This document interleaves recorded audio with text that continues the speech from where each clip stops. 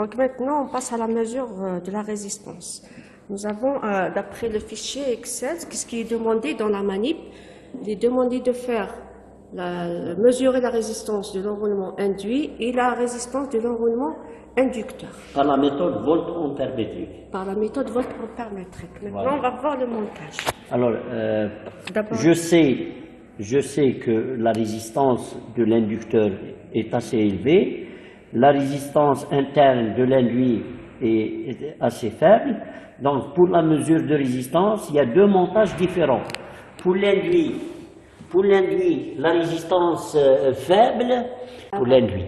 Donc, l'ampèremètre va mesurer le courant qui passe dans la résistance et dans le voltmètre, sachant que cette résistance de l'inducteur, faible, très faible par rapport à la résistance du voltmètre, et donc l'ampèremètre là, il va mesurer exactement le courant qui passe dans la résistance de l'inducteur. Parce que le courant, il emprunte toujours le chemin du court, donc il va emprunter, en totalité, il va emprunter le chemin de la résistance qui est très faible par rapport à celle du voltmètre. Voilà. C'est pour ça que les valeurs que cet ampèremètre va donner, c'est les bonnes valeurs par rapport au cas où on fait un montage amont dans ce cas. D'accord, pour l'induit.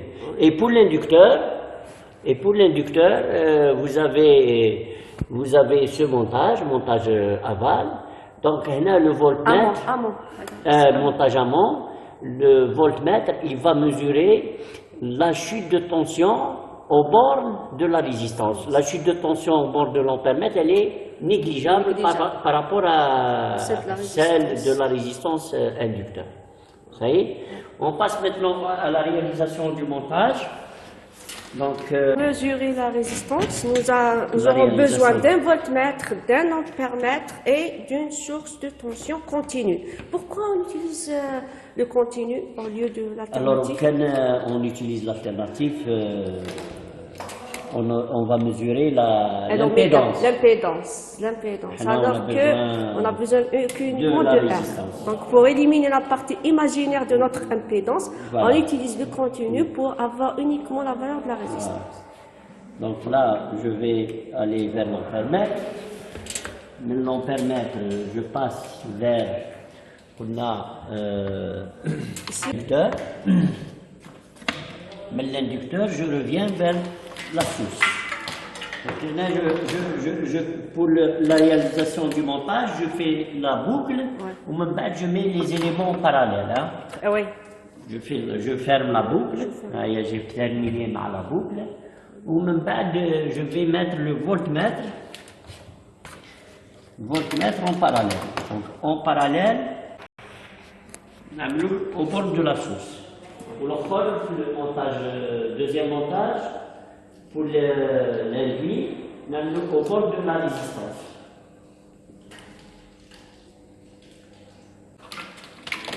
Au rouge.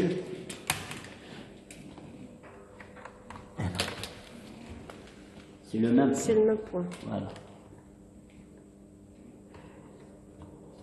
Voilà. Donc là, je vais mettre, j'ai une tension de 300 volts.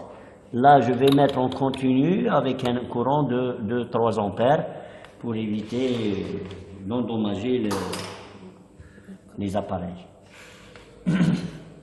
Voilà. Donc, pour varier, on va mettre... Donc là, j'alimente l'alimentation de la source. Je mets le minimum. Là, le minimum. D'accord. Continue. Sur de la résistance de l'enroulement inducteur, nous allons prendre 3 valeurs proches du courant nominal. Le courant nominal, comme on l'a relevé dans la plaque signalétique, il est de 0,1 ampère, ce qui fait, si on prend 3 valeurs proches de 0,1, on va considérer 0,07, 0,1 et 0,13. Donc on passe à la manip. Donc pour le courant 0,7, je vais augmenter la tension de la source Pour le calibre, vous avez choisi quel calibre? Le calibre 100 milliampères. 100, donc on doit, pour 70 milliampères. Ça fait 0,07 ampères. 70. Voilà. Là, c'est 70 milliampères. Alors, la tension, elle est de combien? Alors, la tension, elle est de... On a le calibre 300. Elle est 130 volts. 130 volts. 130 volts. D'accord. Je vais relever cette valeur. Et mettre un courant de 300, plutôt Vous 100 milliampères. Vous augmentez la tension. Ouais, 100 milliampères. Voilà. Et la tension, elle est de 190. 150, 160, 170, 185. Vous êtes passé à 300. Alors 0,13 à 300, ça fait 13. 13, c'est là. 13. Voilà, 130 milliampères. Et la tension, elle est de combien? 130 milliampères. Et la tension, elle est de, toujours le calibre 300, elle est de 250 volts. 250 volts. Voilà. Donc on a terminé pour la mesure de la résistance de l'inducteur. Maintenant, on va passer à la mesure de la résistance de l'induit. L'induit, elle est de combien la valeur nominale du courant de l'induit? Alors, 2,5 je pense. Oui, 2,5. Voilà, on a déjà relevé 2,5. Donc nous allons prendre trois valeurs proches de 2,5. Cette demi-million, on va prendre 2,5. On va prendre 2,7. Et on va prendre aussi 2,4. 2,4, 2,5 et 2,7. On va relever la tension pour ces trois valeurs de courant. Le montage. Alors le montage, je vais essayer de faire la même chose. Débrancher les bornes de l'inducteur, les mettre aux bornes de l'induit. D'accord. Et changer le voltmètre. Changer le voltmètre. Je vais le mettre maintenant aux bornes de la résistance induite. Aux bornes de la résistance induite, c'est-à-dire le montage aval. Hein. Aux bornes de la résistance induite, voilà. C'est tout. Alors le courant, ça doit aller à 2,5. Je mets le calibre 3. Et la tension, je vais laisser sur 300 volts. D'accord? Donc je vais afficher un courant de 2,7. On va commencer par 2,4. 2,4. Donc je vais afficher un courant de 2,4. Donc là c'est 3. Là c'est 1 pour 10 et 2,4. Donc 2,4.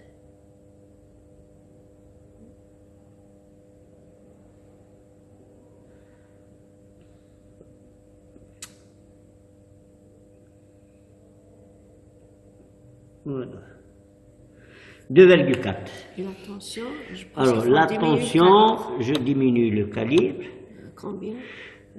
Nous avons un calibre de 30 volts et ça fait 24 volts. 24 volts. Donc on va... 2,5 et vous avez la tension de 25 volts, 5.